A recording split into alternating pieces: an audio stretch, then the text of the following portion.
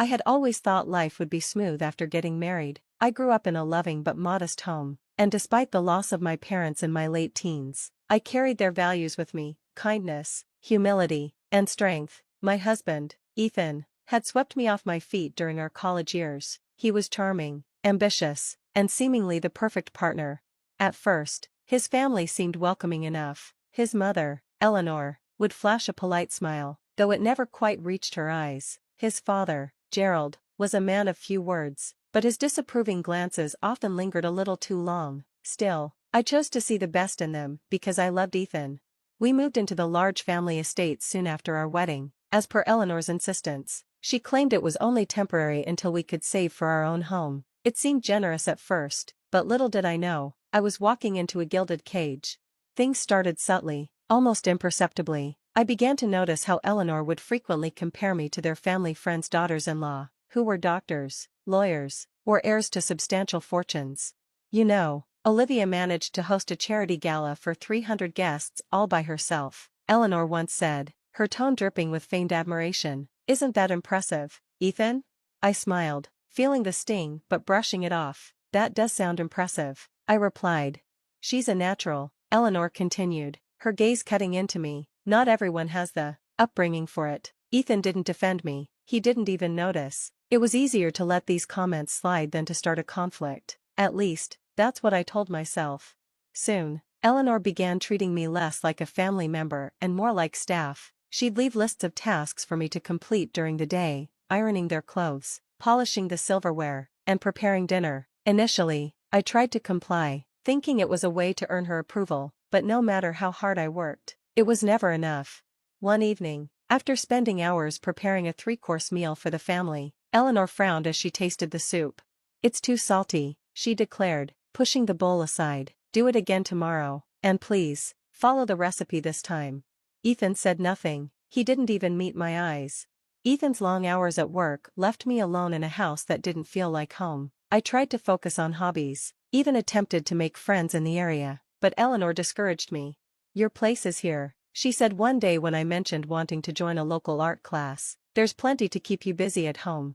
I realized then that she didn't see me as her son's wife, an equal partner in life. She saw me as an inconvenience, a mistake Ethan had made by marrying beneath their station. But I still held on to hope. I loved Ethan, and I believed he loved me. Surely, he would see how his family was treating me and put a stop to it, wouldn't he? The turning point came during a family dinner. Gerald invited one of his business associates, a powerful and wealthy man named Mr. Hawkins. As we prepared for the evening, Eleanor's instructions became relentless. "Make sure the linens are pressed perfectly," she snapped, "and don't embarrass us in front of Mr. Hawkins. He values class, and you're still learning." Her words stung, but I nodded and set the table with care. When Mr. Hawkins arrived, I was introduced briefly, before being relegated to the kitchen. I overheard snippets of their conversation as I served hors d'oeuvres. "She's very lucky to be part of this family," Gerald was saying. "Ethan is too kind. He could have married anyone, but he has such a big heart." The implication was clear. I was a charity case. My face burned with humiliation, but I kept my composure. The night dragged on, and by the end, I was left cleaning up alone. Ethan didn't even offer to help. I finally broke down in the dimly lit kitchen, tears streaming down my face as I scrubbed dishes, wondering how my life had come to this. I didn't know it then, but that dinner would set in motion a series of events that would change everything. The aftermath of the dinner left me emotionally drained. My days were starting to blur together, each one a copy of the last: cleaning, cooking, and being invisible in a house that should have been my sanctuary. But something about that night lingered in the back of my mind, an invisible weight pressing down on me. A week after the dinner, Eleanor summoned me to the living room. She was seated on the ornate couch, a cup of tea in her hand. Gerald stood near the fireplace, his arms crossed, wearing his usual look of quiet disdain. "We'll be hosting Mr. Hawkins again," Eleanor announced. "It's important that we make a good impression this time. Gerald has been working on a significant deal with him, and we can't afford to let anything go wrong." I swallowed hard. "Of course, what do you need from me?" "Everything to be perfect," she replied, her voice cool. "And this time, try not to look so plain. Presentation matters."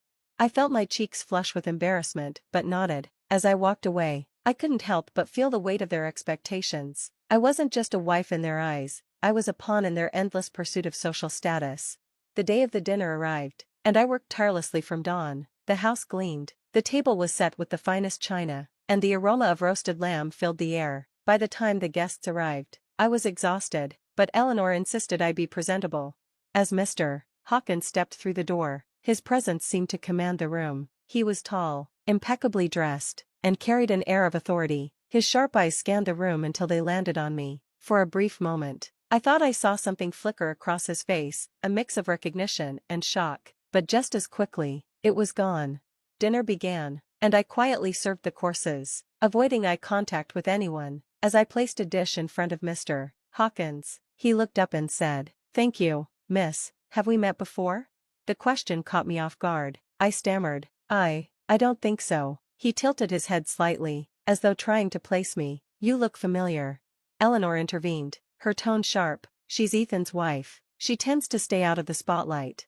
Mr. Hawkins didn't respond but gave me a small, polite nod. The rest of the meal passed uneventfully, but I couldn't shake the feeling that he was watching me, studying me.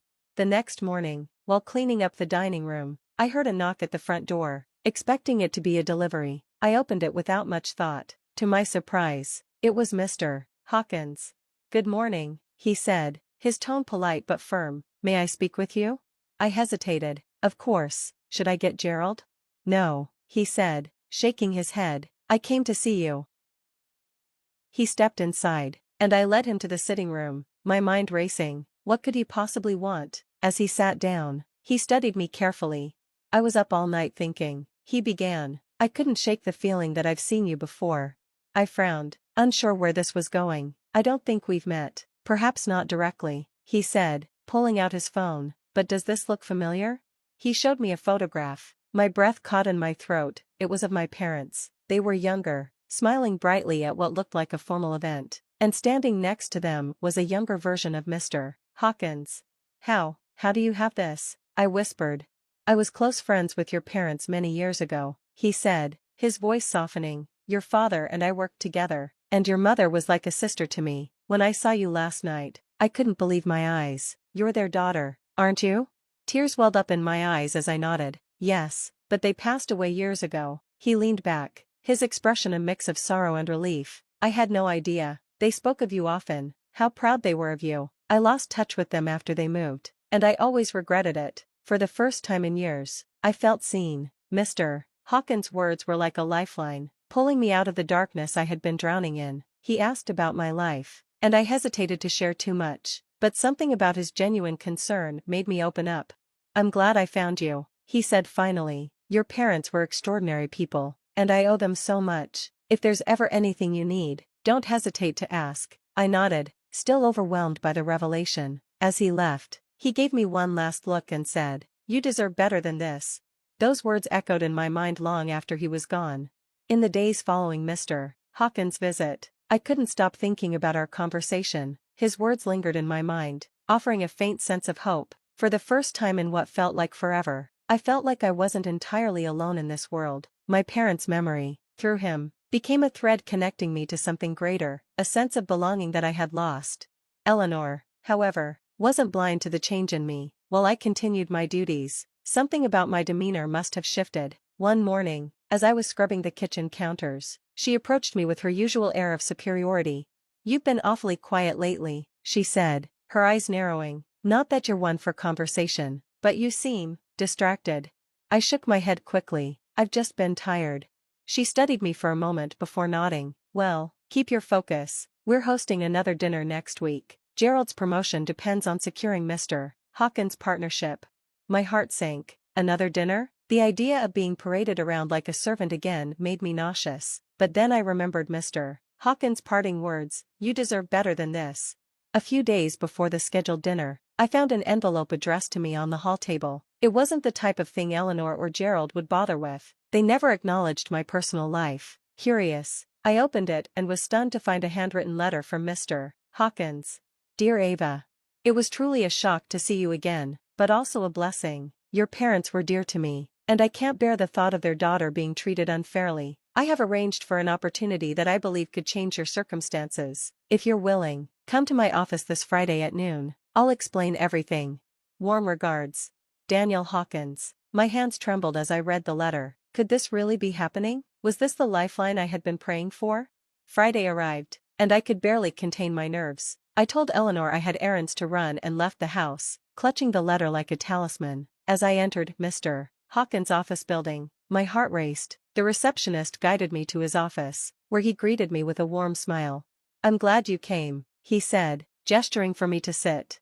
He explained that he had connections in a nearby nonprofit organization that supported women in difficult situations. He believed they could help me build a new life, one where I could rediscover my sense of self-worth and independence. "But there's more," he said, leaning forward. "Your parents left behind a trust fund in your name. I helped them set it up years ago, but I lost track of it when they passed. It's modest, but it's enough to give you a fresh start." Tears streamed down my face as I listened. The idea of starting over felt like a distant dream finally within reach. That evening, I returned home with renewed resolve. I knew Eleanor and Gerald would never let me go easily, they thrived on control, but now, I had something they didn't know about, a plan, a future, and the means to escape. I began quietly packing a few belongings, hiding them in the attic. Each day, I worked discreetly to gather what I would need. The upcoming dinner felt like the perfect cover. While their attention was focused on impressing Mr. Hawkins, I could slip away unnoticed. As the dinner approached, I found myself smiling more often, even humming as I worked. Eleanor noticed but misinterpreted it as compliance. "Good," she said with a rare nod of approval. "You're finally understanding your place." If only she knew. The evening of the dinner arrived, bringing with it a storm of nerves and anticipation. Eleanor was in full command mode, barking orders at everyone to ensure perfection. Gerald, for his part, was too busy rehearsing his business pitch to Mr. Hawkins to notice anything out of the ordinary. I moved about the house methodically, my heart racing with each passing moment. Tonight would be my last night here. Guests began arriving, including Mr. Hawkins, who greeted me with a knowing smile. His presence was a reminder of the escape plan I'd meticulously crafted. The atmosphere in the dining room buzzed with polite chatter and the clinking of glasses. As expected, Eleanor had instructed me to stay in the kitchen, serving dishes and refilling drinks. But Mr. Hawkins wasn't content to let me stay in the shadows. "Ava," he called out when I entered with a platter of appetizers, "why don't you join us? After all, we've got much to talk about."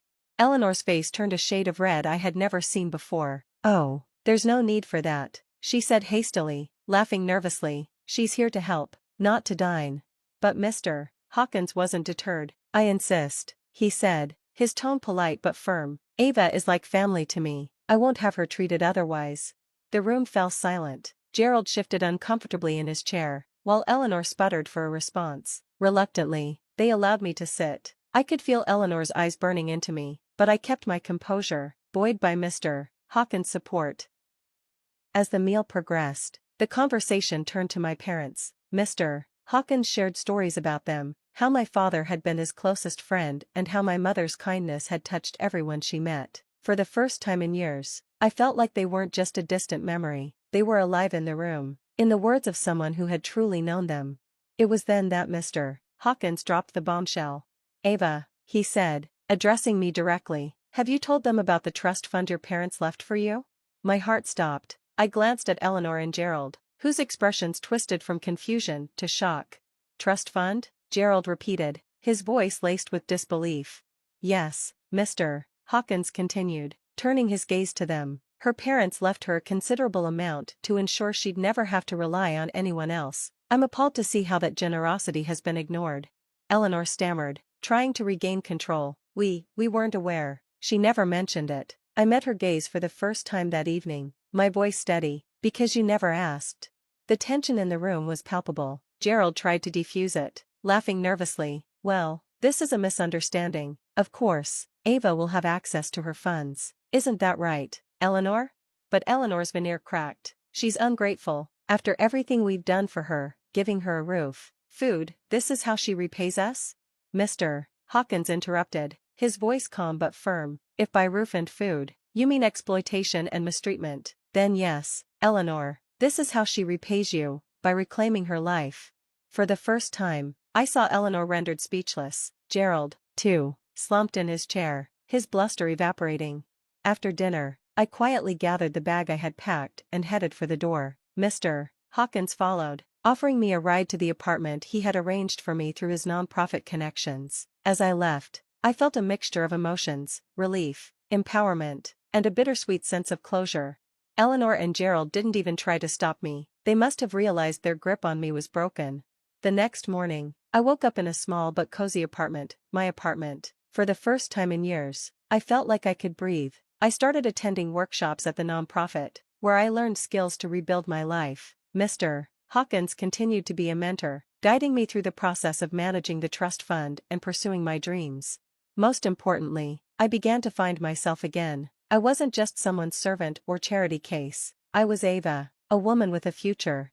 Months later, I sat in a small cafe, sipping coffee and reading a book. My life wasn't perfect, but it was mine. The weight of the past had lifted, replaced by a sense of possibility. I thought of my parents often, not with sadness, but with gratitude. They had given me the strength to endure, and now I was finally living the life they had wanted for me.